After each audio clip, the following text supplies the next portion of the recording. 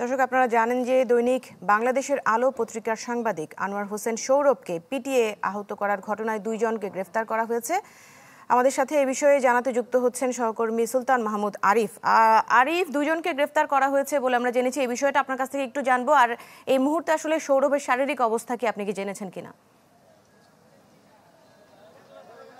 সৌরভের শারীরিক অবস্থা বলতে আমরা সৌরভের সাথে কথা বলার চেষ্টা করেছি, তবে সৌরভের পরিবার থেকে আমরা কথা বলে যতটুকু জানতে পেরেছি, ওরা একটি এখন পর্যন্ত 6 তারিখের যে ঘটনা, সেই ঘটনার কারণে এখন পর্যন্ত তারা আতঙ্কে আছে।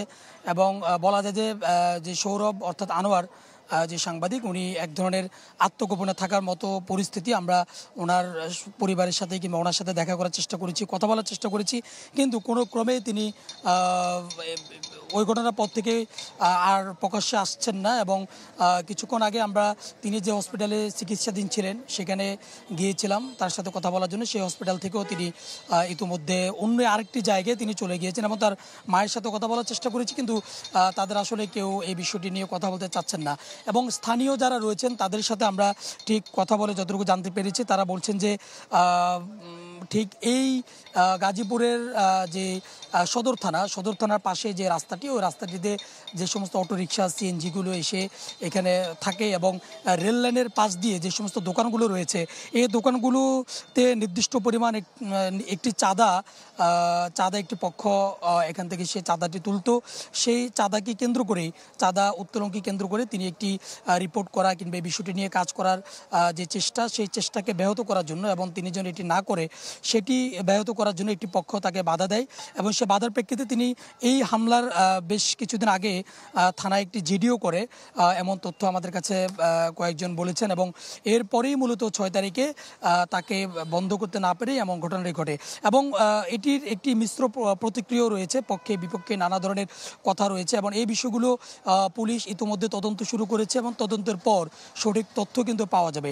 এখন পর্যন্ত আমরা তার অর্থাৎ আনোয়ারের পরিবার, সাংবাদিক আনোয়ারের পরিবার থানায় একটি মামলা করেছে। সেই মামলায় 3 জনের নাম উল্লেখ করেছে এবং 15 থেকে 20 জনকে অজ্ঞাত দিয়ে একটি মামলা করেছে। সেই মামলায় পুলিশ অর্থাৎ থানার ওসি বলেছে 1 জনকে গ্রেপ্তার করেছে এবং পাশাপাশি তবে এডিসি বলেছে যে 2 জনকে গ্রেপ্তার করেছে।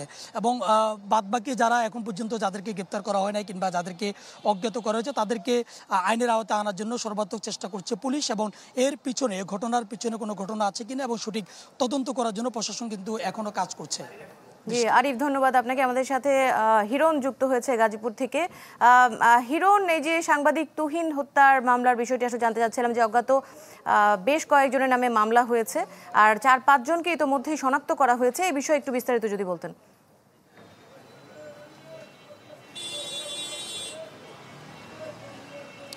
দৃষ্টি, একটু আগে কিন্তু গাজীপুরের মেট্রোপলিটনের ডিসি নর্থ তিনি কিন্তু আসলে আমাদের সাথে কথা বলেছেন। তিনি বলছিলেন যে যেই ঘটনাটি ঘটেছে সেই ঘটনায় একটি মামলা করা হয়েছে এবং সেই মামলার বাদী হয়েছেন তুহিনের বড় ভাই সেলিম। এবং সেই ঘটনায় ইতিপূর্বে তারা 4 থেকে 5 জনকে শনাক্ত করেছে, এমন কথা কিন্তু আমাদেরকে বলেছেন, তবে তাদের নাম বলেননি।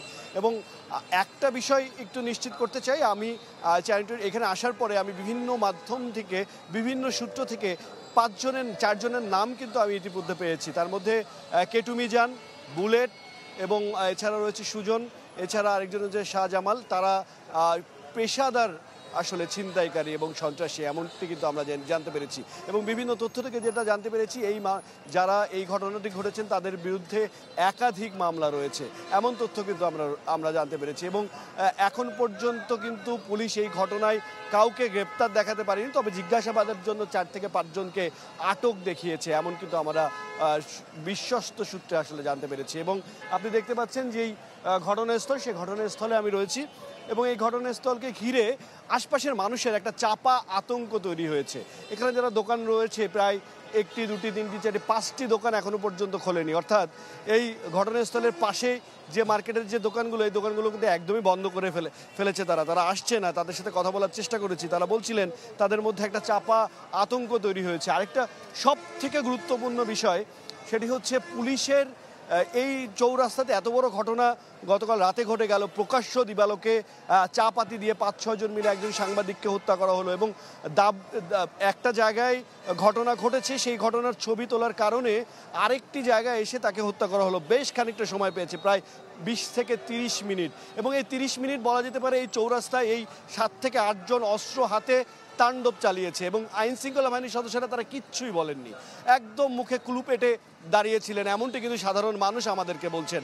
আমি এখানে এসে সকাল থেকে এখনো পর্যন্ত যেটা দেখলাম যে আইন শৃঙ্খলা বাহিনীর তৎপরতা একদমই নেই। আমরা সাধারণত আমার পূর্ব অভিজ্ঞতা থেকে যেটা বলা যায় যে কোনো ঘটনা ঘটার পরে আইন শৃঙ্খলা বাহিনীর তৎপরতা বেড়ে যায়, তবে এই গাজীপুরে এসে এটা কিন্তু আমার এখনো পর্যন্ত চোখে পড়েনি। এবং এখন পর্যন্ত পুলিশের ভাষ্য এক জায়গায় আটকে আছে, মামলা হয়েছে এবং শনাক্ত করা হয়েছে, তবে এখনো পর্যন্ত আসামিদের গ্রেপ্তার করা হয়নি। এই ছিল এখান থেকে সর্বশেষ দৃষ্টি। জি হিরণ খান, ধন্যবাদ আপনাকে আমাদের সাথে যুক্ত হওয়ার জন্য। সেই সাথে আরিফকেও ধন্যবাদ জানাতে চাই আমাদের সাথে যুক্ত হওয়ার জন্য।